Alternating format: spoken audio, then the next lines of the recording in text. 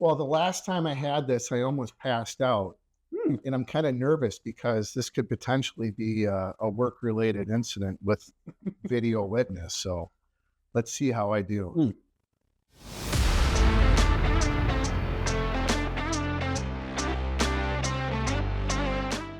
Hello, we're back for another season of Hot AF. I'm your host, Scott Ferris, and today I am joined by mediator arbitrator Aaron Frederickson from the Department of Labor and Industry. We're going to be talking a little bit about the role of DLI in the ADR unit, the Alternative Dispute Resolution Unit, and also going to eat some hot wings. Why not?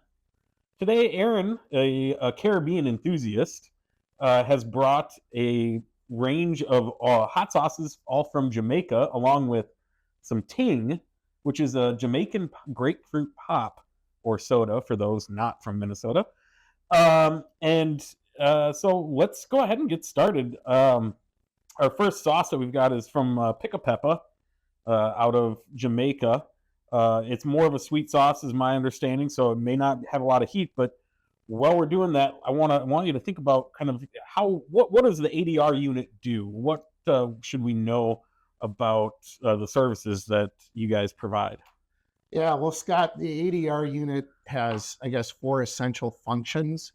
I think number one, and most importantly, is providing customer service to all interested stakeholders, whether it's an injured employee, a plaintiff attorney, defense attorney, QRC, insurance claim handler, and then also, healthcare providers, QRCs, or some of the other interested stakeholders that we help on a daily basis.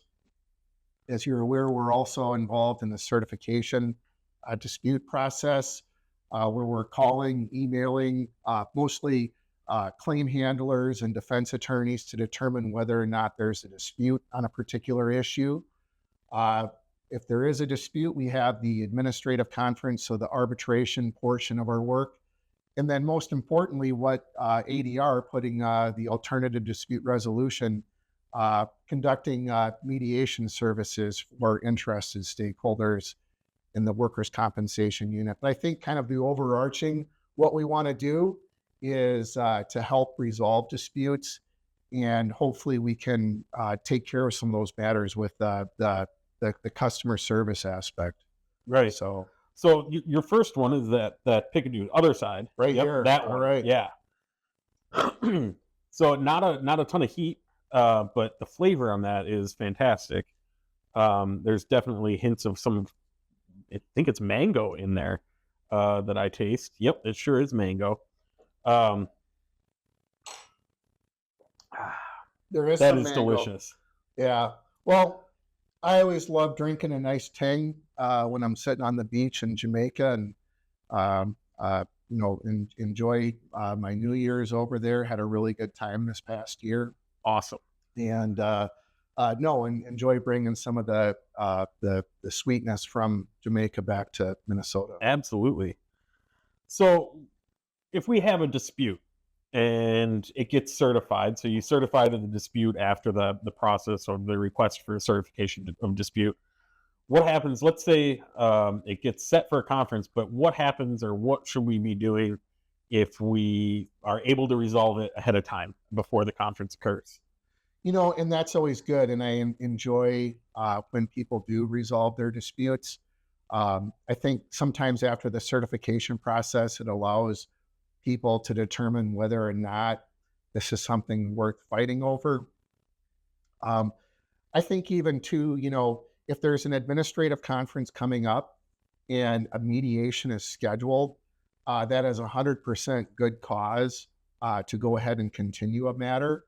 And that can be done by just reaching out to the assigned arbitrator, letting that particular person know, hey, we have a mediation scheduled in 2 weeks, or we're in the process of settling one. Could we please have an extra 30 days, 45 days?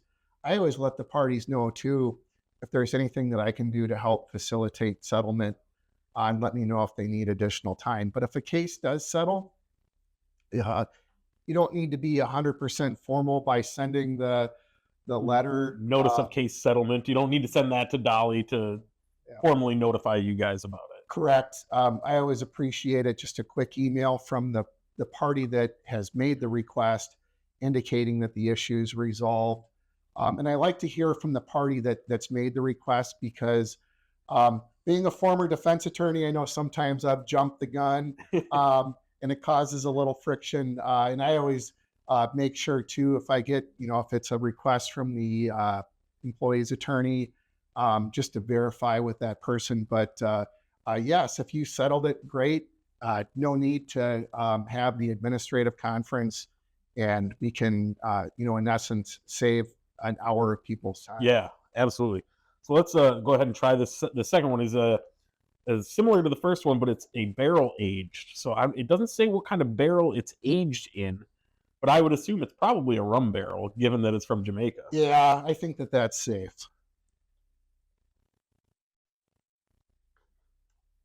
That one is excellent.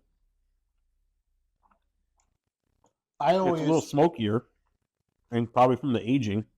Yeah, that one, I like that one a lot.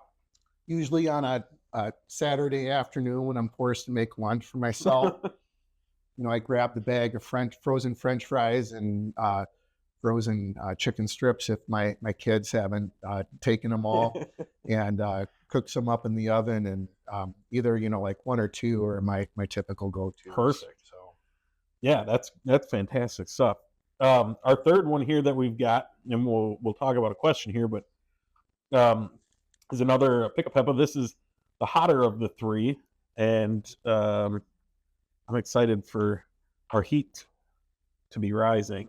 Yeah, in the cold days of Minnesota winter, we got cold days. Yeah.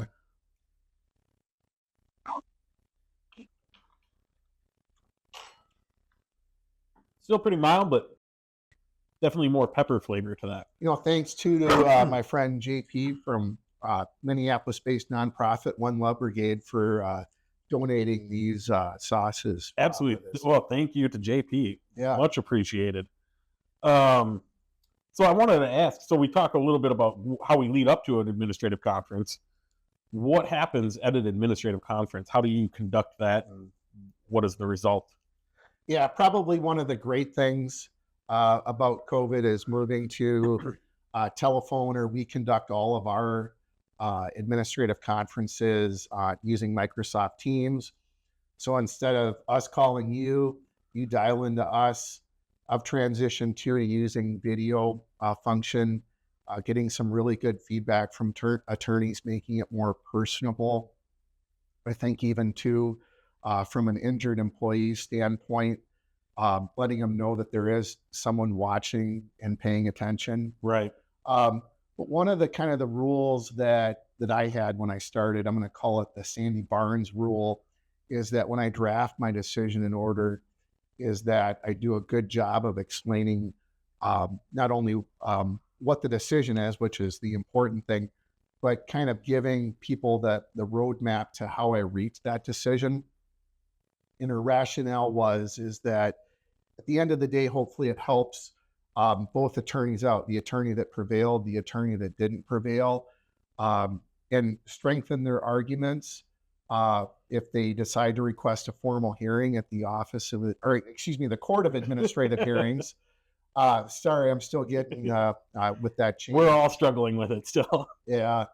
But also too, helping attorneys reevaluate things, and maybe it might be an opportunity to mediate a case. Although I think roughly 60% of our decisions are appealed for request for formal hearing. Surprisingly, there is a significant percentage that either end up settling shortly thereafter, or people just stand with the decision that we get. But hopefully, I am in my decisions in order, and my various teammates, we are kind of helping you give the attorney a perspective and something to kind of noodle on as that attorney thinks about their case on both sides, obviously. Yeah, and I think it's very helpful. I remember pre-COVID going to administrative conferences at Dolly, and I think there's something to be said about doing things in person. being a benefit, but it's convenient to do it on Teams. But yeah, a lot of times you can sometimes even at the conference you can get it resolved just talking it out before you actually begin the conference. Even Yeah, and I like it too because back when people would come, that's when they would give you your exhibits. And now, 99.9% of the people are filing them with the department a day or two in advance. And that helps me as the arbitrator because I feel like I'm going into the administrative conference with a better understanding. I've made notes.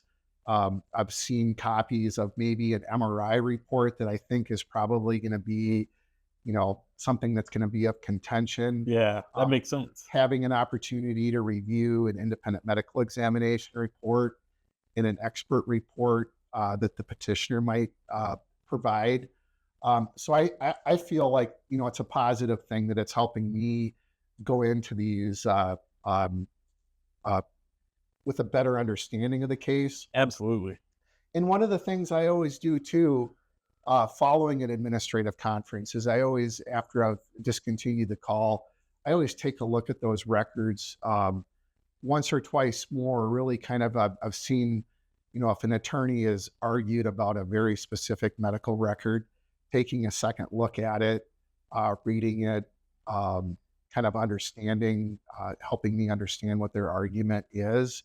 And I think because of that, I feel like I'm writing better decisions in order, and hopefully the bar is seeing that as well. I was going to say it's doing that review again and having this stuff in advance makes for a better decision because you're coming in more informed. Yeah. Absolutely. So great job on filing those exhibits beforehand. We love it. Keep it up. So our next one here is it's from a company called Grace. It just says hot pepper sauce, very hot. It is made in Jamaica, and the ingredient list just says hot peppers. So that could be anything. Yeah. So we're gonna find out.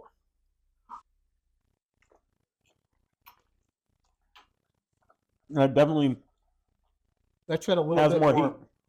I've never tried this one before. I'm going to have to steal that bottle. Yeah. Bring it home and. That's very good. Okay, so we've had the administrative conference. What's kind of the next steps? I know you mentioned that you can appeal it, or not necessarily appeal it, but request a de novo hearing or a new hearing or a formal hearing, I guess. Yeah. Well, I mean, and one thing I want to mention is, although the statute says we have 30 days to get our decision and order out, our group has a goal of trying to get those out within 1 week or 5 business days. And I always come from the position that I owe it to the attorneys and also both the employer and insurer and the injured employee to get that decision and order out in a timely manner. And I really try and do that. And I think too that people really appreciate it because it helps just demonstrate that particular case, that particular issue is also important to us. So hopefully I'm fulfilling that in terms of that. I think it's a good point too. Though with the whole workers' compensation system is supposed to be a quicker legal system, and efficiency is kind of the name of the game because it is you're dealing with somebody that's working or not working and injured from a job, and we want to get them in a better situation as quickly and efficiently as possible. Yeah.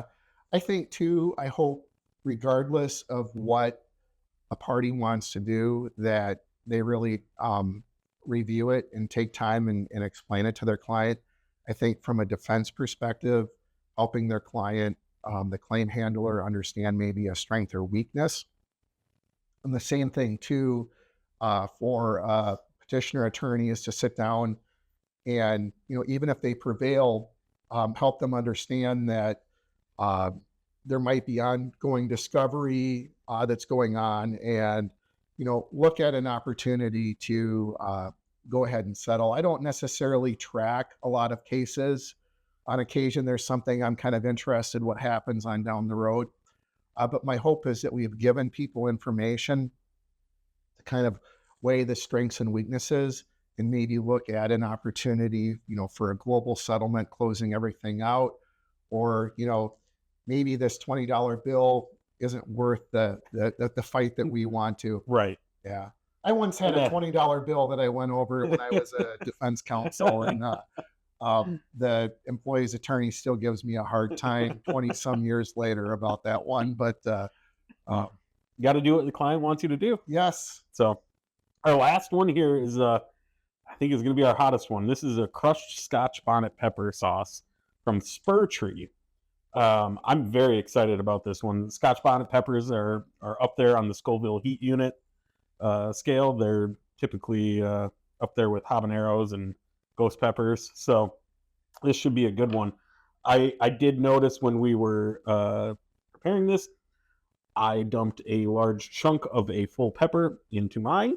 Yeah. So we shall see how that goes. Well, the last time I had this, I almost passed out.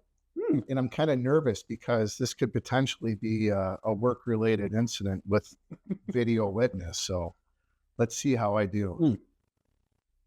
That is fantastic.